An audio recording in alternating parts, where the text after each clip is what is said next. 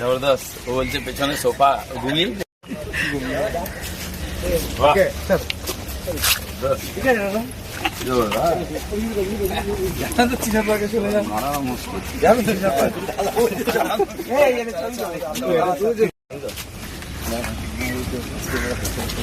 হবে হবে একটু কিছু কিছু দাঁড়িয়ে আছি ভিডিও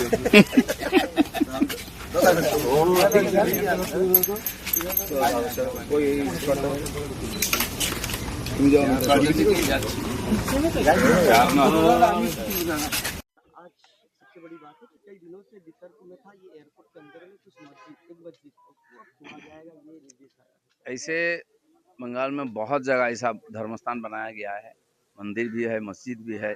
भगवान को सम्मान के साथ रखना चाहिए, भगवान को एनक्रोचमेंट में यूज नहीं करना, जमीन कब्जा करने के लिए। मेरा प्रश्न है वहाँ मस्जिद बनी कैसे?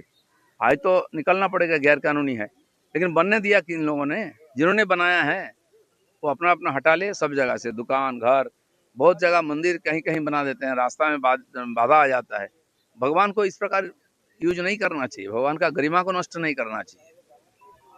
कल से एक भारत में एक न्यूज़ बहुत तेजी से चल रहा है कि जो कर्नाटक के जो मुख्यमंत्री हैं उन्होंने इस्तीफा दिया, लेकिन उन्होंने एक बात कहा कि हाई कमान से प्रेशर था उनको इस्तीफा देने के लिए। और राज्य भाई देखिए, कांग्रेस का ये परंपरा रही है, कोई मुख्यमंत्री पूरा कार्यकाल नहीं कर पाते हैं, मंत्रियों के साथ भी ऐसे ही अदल बदल होता है। तो कांग्रेस की आज तो स्थिति और खराब है, वो उनके अंदरूनी मामला है क्या है, लेकिन जनता को न्याय और विकास की लाभ मिलनी चाहिए।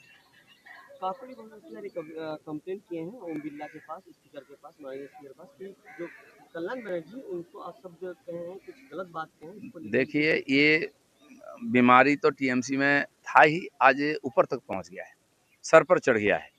तो यदुवंशों का जो ध्वंस हुआ था ना, मुसल पर्व जो होता है, अभी मुसल पर्व शुरू हो गया है टीएमसी में। धीरे धीरे पूरा टीएमसी खत्म हो जाएगा। कुछ एंटी सोशल, कुछ सुविधा भोगी लोग, कुछ दुर्नीति जो भ्रष्टाचारी लोग, ऐसे लोग मिलकर सरकार चलाते। सबकी उद्देश्य एक ही था, कमाना, पैसा कमाना। मुख्यमंत्री, उनके परिवार से लेकर जमीन तक जो भी लोग हैं पैसा कमाने लगे हैं, और इतना कमाए हैं। किसी ने फ्लैट करके खरीद करके पैसा रखा, किसी ने जमीन पर गाड़ा, खेती पर गाड़ा।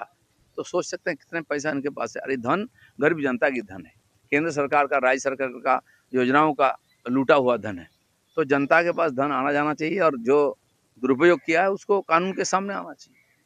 कल एक फुटेज सामने आया, या बोला जाए हम लोग के मुख्यमंत्री शुभेंदु अधिकारी इस्कॉन मंदिर गए, वहाँ बकरीद के दिन पहली बार कोई मुख्यमंत्री इस्कॉन मंदिर में पूजा की। देखिए, इस्कॉन के साथ तो हम लोगों का पुराना नाता है। मैं तो 10 साल 12 साल से जाता हूँ, वहाँ रहता हूँ। गौशाला, हाथीशाला दर्शन करना, भगवान का दर्शन करना, कीर्तन करना। और मुख्यमंत्री भी गए हैं। सरकार किस ढंग से कहाँ से चलेगा, किस रीति से, इसे उजागर होता है। और ऐसे पवित्र स्थान जो जहाँ से संतों ने हमको रास्ता दिखाते हैं, समाज को गाइड करते हैं कि समाज भ्रष्टाचारी ना हो, दुराचारी ना हो, तो ये अंकुश रहता है वहाँ से सरकार के ऊपर, जनता के ऊपर। तो इसकी गरिमा सर्वोपरि रहना चाहिए। सीपीएम वालों ने ये लोगों को डिमोरलाइज किया, साधु संतों, धार्मिक गुरु, तीर्थस्थान का अपमान किया, और बहुत तीर्थ स्थान को नष्ट कर दिया। टीएमसी तो अति कर दिया है। विधर्मियों को, अधर्मियों को, जो एंटी सोशल टाइप के बदमाश लोग, उनको सामने लाया, और एक मंदिर बनाया थाना में हनुमान जी का, उसमें ओसी का भी योगदान था, उनको धमकी दिया गया। आज मुझे बुलाया जा रहा है मंदिर का उद्घाटन करने के लिए। इस प्रकार अनैतिक लोग राज में रहेंगे तो जैसा दुर्वस्था हुआ बंगाल का, ऐसे ही होने वाला। आखिरी प्रश्न दादा, जो बॉर्डर पे देखा जा रहा है दिन प्रतिदिन भीड़ हो रहे हैं, जो बांग्लादेशी हैं वो भागने और रोहिंगा भागने की कोशिश कर रहे हैं। नहीं, बांग्लादेशी, रोहिंगा जो यहाँ के नागरिक नहीं है, अवैध रूप से घुसपैठ किए थे, उनको तो जाना पड़ेगा। एसआईआर के पहले भागने का कोशिश किया था, लेकिन ये सारे विरोधी पार्टी लोग उसको रोक के रखा था।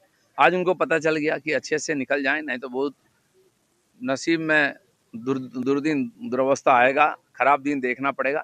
तो जा रहे हैं, 200-400 नहीं है, रोज लाखों लोगों को पार करना पड़ेगा। तभी यहाँ जो करोड़ों लोग छुपे हुए हैं और देश को बर्बाद करने में लगे हुए हैं, सारा सुविधा भोग रहे हैं, तब इससे देश को निजात मिलेगा और हमको देश को नया ढंग से गढ़ पाएंगे।